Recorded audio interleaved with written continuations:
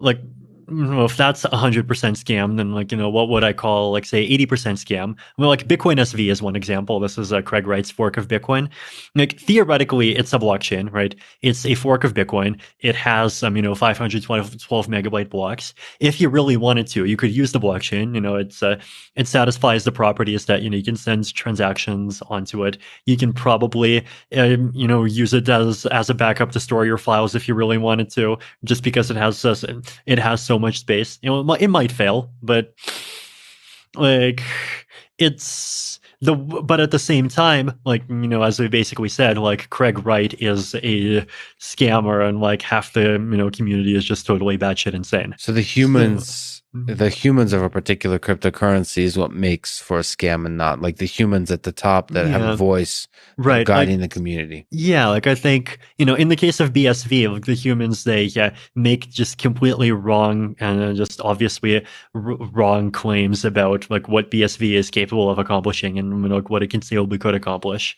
And like there's just a lot of aspects of it that make it feel like a money grab. Like, first, there was a split with Bitcoin Cash, and then, of course, Craig Wright came in, and Craig Wright was this basically scammer who just keeps on pretending that he is Satoshi Nakamoto, the inventor of Bitcoin. Hey, Craig Wright's legal team, do you hear me? Yes, I still think your client is a scammer, so sue me.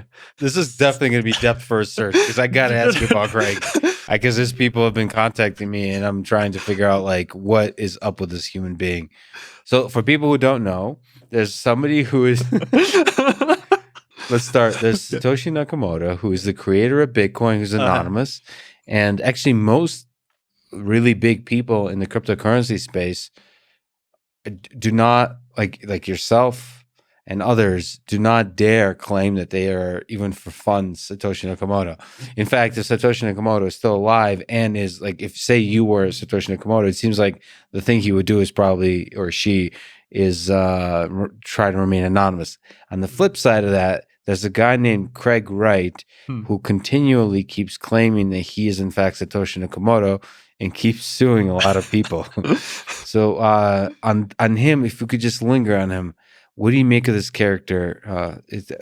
What are we supposed to make of this character? Should he be ignored? Is there any possible truth to his claims? What do you make of him? The analogy that's at the top of my head will get a bit political, but Oh boy. that's fine. You've had Michael Ballas. I guess I view Craig Wright as being kind of like a Donald Trump figure. Yes. In that, like, he's not very intellectual, but I think he gets a big audience because he says things that like play to the resentments that people have, and he says things that people want to hear. Right, like in the wake of this block size war, the big blockers did feel very disenchanted. Like they felt that Bitcoin always had this vision that we were supposed to just keep increasing the block size, and Bitcoin is peer-to-peer cash. It says so in the white paper. And then this elitist clique of core devs just like came in and said, no, we're going to impose this totally different vision. And if you ever want your scalability, you'll have to wait for us to create this totally unproven fancy technology called the Lightning Network that works under completely different principles. And they were very angry at this, and I mean, I think a lot of that anger is justified. But at the same time, when people are in that mental state, like it's very easy for you to just kind of like latch on.